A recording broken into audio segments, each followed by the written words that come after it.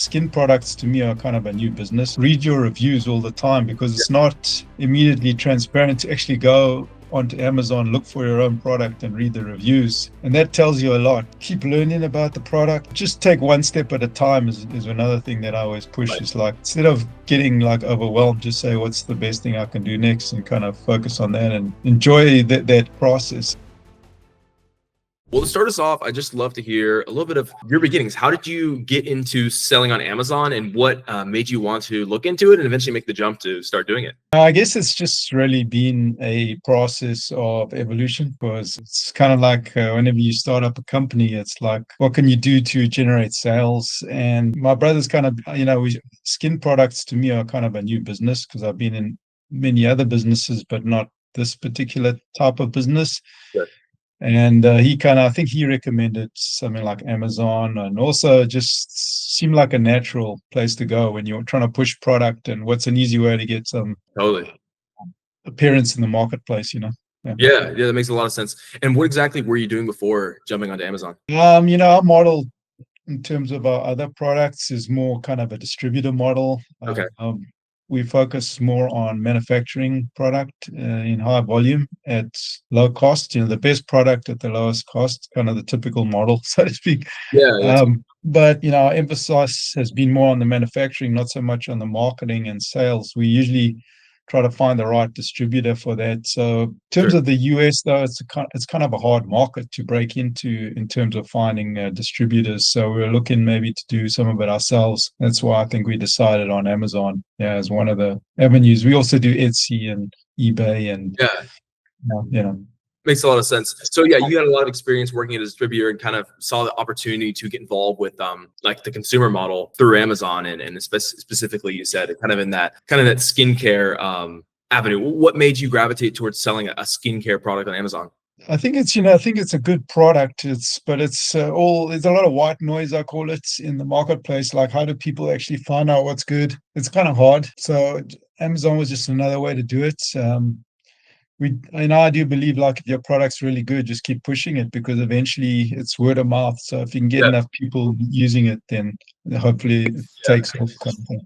So probably kind of what you guys have done with your channel, right? It's good channel, so I can come back.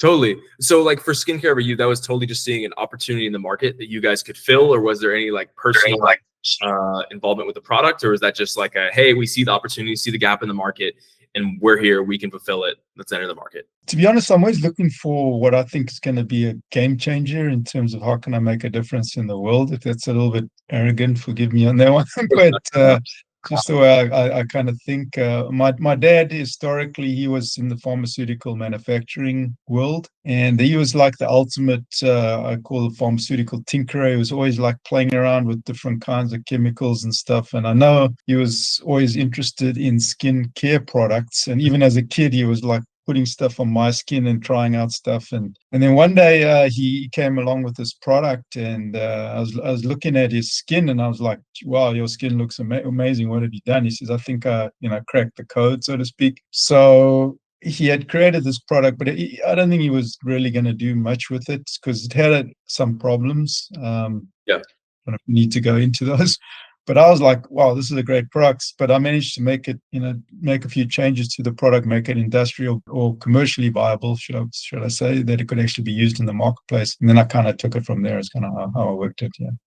Totally. Yeah, that's a very cool story about how that kind of came about, and then you took that idea and eventually we were able to bring it to market. Speaking of bringing to market, so coming from a distributor side of things, did that make it easier to take it to the next stage? Want to sell on Amazon? Was that an easy process to go for from you guys, or what were some of those challenges, or was it smooth sailing to get to a product on Amazon ready to sell? I'm always of the belief it's like just one step after the other. It's a slow process, because if in the beginning you don't have a lot of intrinsic knowledge. You have to go through all the steps to learn how does Amazon work, how do you set up product, and then you have to actually get some following. So in the beginning it's a little slow until you actually trying to get a lot of my friends are saying, try the product, if you like it, put post on Amazon, and that's how we started, and then eventually other people caught on, fortunately, and so slowly. Not that we've got a tremendous following or anything like that, but it's been a slow evolution. So your marketing efforts, it sounds like a lot of it came from just talking to family and friends once you got launched and getting that initial support, which kind of was able to rank it on Amazon, expose it to more people. Is that kind of the gist of your guys' model? Yeah, I think it's a good product. So once people actually use it, they tend Yeah, to use it again. So the reusability is an important part of the product, I would say, especially with the word of mouth kind of marketing, if I can use that word. I don't know if we're like the total experts on marketing, but we do believe in creating a good product, and word of mouth seems to work fairly well for us. totally. If it's a good product. Yeah.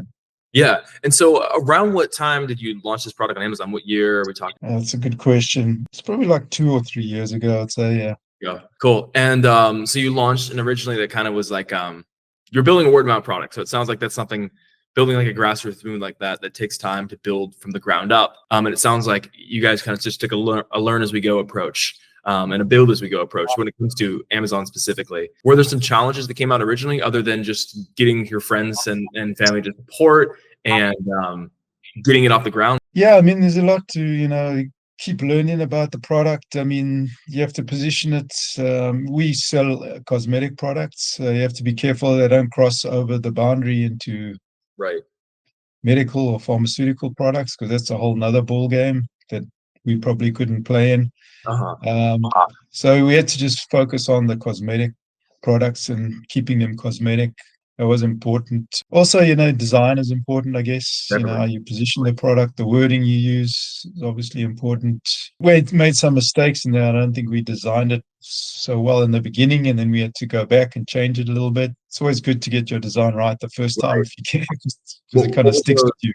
Totally. What were those specific issues with the design that caused you guys to go back and revisit it? Even the name of the product, was not correct. So we had to change that name. I won't go into specifics on that, but yeah, I think that was the main issue we had. And then we actually changed the design, and that was a huge mistake because it actually was better before. So we had to go back to what we had before. So you got to give things a chance as well, I would say, when you launch a product. Yeah.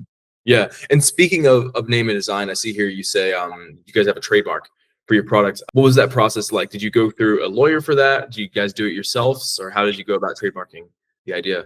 Yeah, well, based on our distributor model, we early on, one of the first things we try to find an easy name, which I think we did, and easy to remember, and easy to type in a website.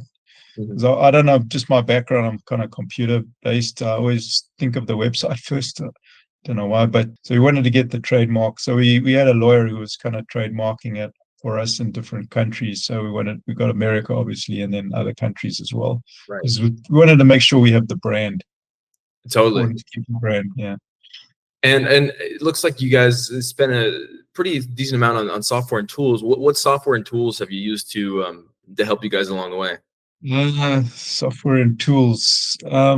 I don't know, other than just learning the, Amazon and what you can do on there or any other software. I wouldn't say we're gurus on any kind of specific software tools other than, I have a computer background, so I just try to understand as best as I can each platform as it comes Right. along. I mean, that's all I can do really. Yeah. Of course. Yeah. It makes a lot of sense. Well, that's all cool. So you guys have now been selling on Amazon, it sounds like, for a couple years now. Is that right? Yeah.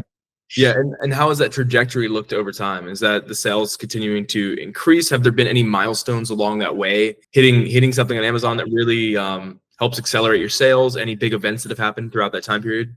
It's kind of interesting, I guess, now that we're talking about it. I never really thought about these things Yeah. before, but you're kind of bringing out some interesting points. I mean, it depends on the product. Some products people respond to. One tip, if I'm allowed to give a tip, is, read your reviews all the time, because it's not immediately transparent to actually go onto Amazon, look for your own product and read the reviews. And that tells you a lot. And I think with one particular product that really took off, I think a lot of it was the reviews. Whenever there was a problem, we'd try change the packaging or do whatever was necessary based on the reviews. Mhm. That is the one good thing about Amazon. It gives you the live feedback right away in terms of review. Whatever review you get, take it very seriously, I would say. Yeah. So have you guys Yeah. taken that feedback from your reviews and brought it into the product itself and made changes? Yeah. Yeah. Especially in terms of packaging the product and things like that. And also sometimes even during the packaging of the product, there were some errors that people didn't like, and Yeah, it's important to be aware of those. Like, give people what you say you're going to give. Otherwise you get into trouble real quick. I don't know how to of put it. course. Yeah. Yeah, definitely good advice.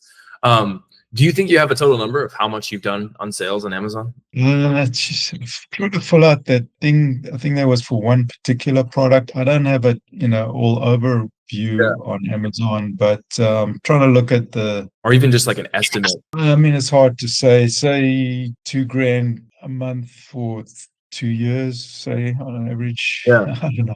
Yeah, just that's to give pretty you an good. idea.